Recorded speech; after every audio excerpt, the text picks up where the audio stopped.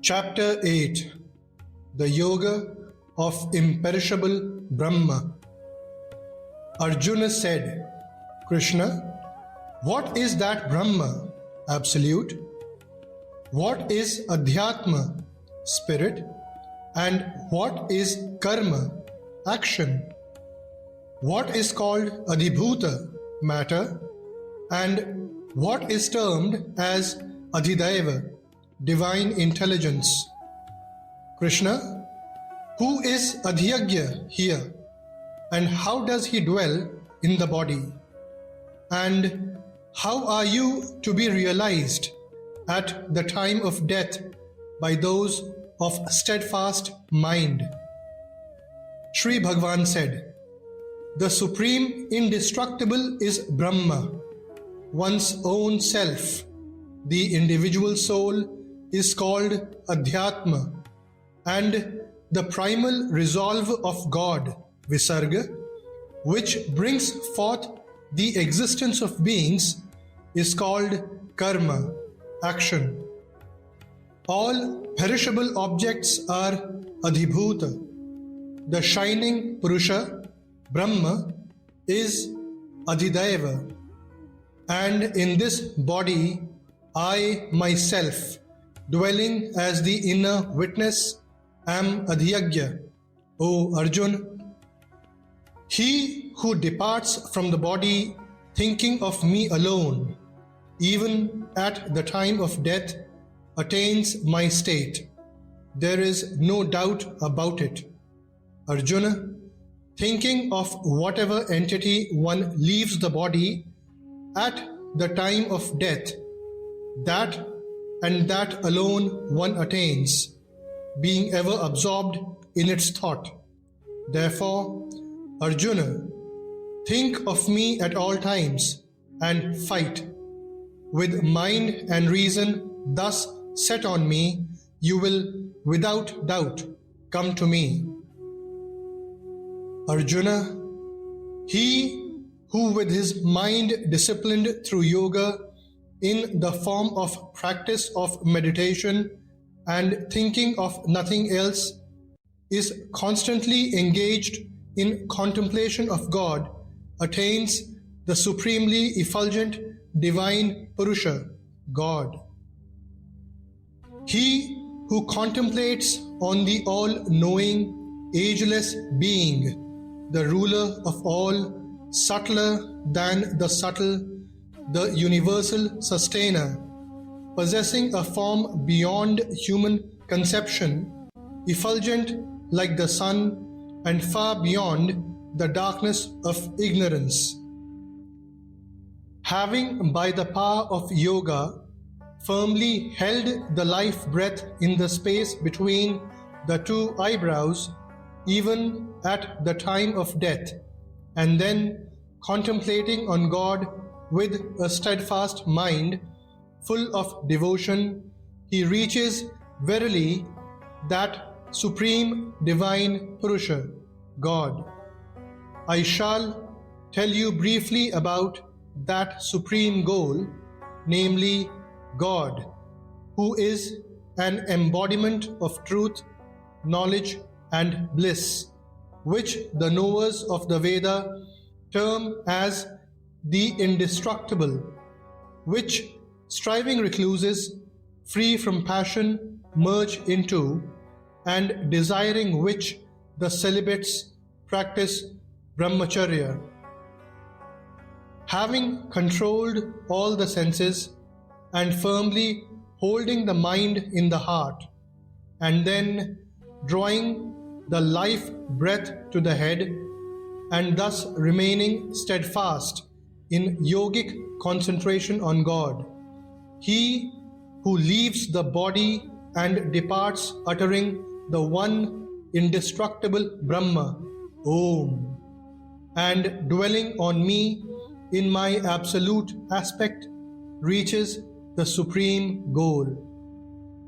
Arjuna, whosoever always and constantly thinks of me with undivided mind, to that yogi ever absorbed in me, I am easily attainable. Great souls who have attained the highest perfection, having come to me, are no more subject to transitory rebirth, which is the abode of sorrow and transient by nature. Arjuna, all the worlds from Brahmaloka, the heavenly realm of the Creator Brahma, downwards are liable to birth and rebirth. But, O son of Kunti, on attaining me, there is no rebirth. For while I am beyond time, regions like Brahmaloka, being conditioned by time, are transitory. Those yogis who know from realization Brahma's day as covering 1,000 Mahayugas, and so his night as extending to another 1,000 Mahayugas, know the reality about time. All embodied beings emanate from the unmanifest, that is, Brahma's subtle body, at the coming of the cosmic day. At the cosmic nightfall, they merge into the same subtle body of Brahma, known as the unmanifest. Arjuna, this multitude of beings, being born again and again, is dissolved under compulsion of its nature at the coming of the cosmic night, and rises again at the commencement of the cosmic day. Far beyond even this unmanifest, there is yet another unmanifest existence, that supreme divine person who does not perish even though all beings perish. The same unmanifest which has been spoken of as the indestructible is also called the supreme goal. That again is my supreme abode, attaining which they return not to this mortal world. Arjuna, that eternal unmanifest Supreme Purusha, in whom all beings reside and by whom all this is pervaded, is attainable only through exclusive devotion. Arjuna, I shall now tell you the time or path departing when yogis do not return, and also the time or path departing when they do return. Of the two paths, the one is that in which are stationed the all-effulgent fire god and the deities presiding over daylight, the bright fortnight, and the 6 months of the northward course of the sun respectively. Proceeding along it after death, yogis who have known Brahma, being successively led by the above gods, finally reach Brahma. The other path is that wherein are stationed the gods presiding over smoke, night, the dark fortnight, and the 6 months of the southward course of the sun.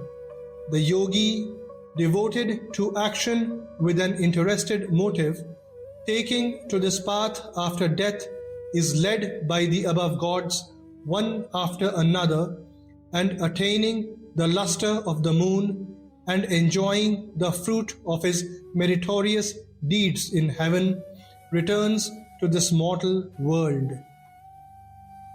For these two parts of the world, the bright and the dark, are considered to be eternal.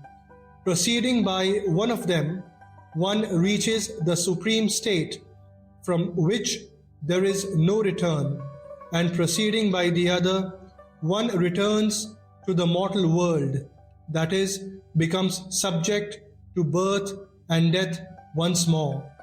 Knowing thus the secret of these two paths, O son of Kunti, no yogi gets deluded.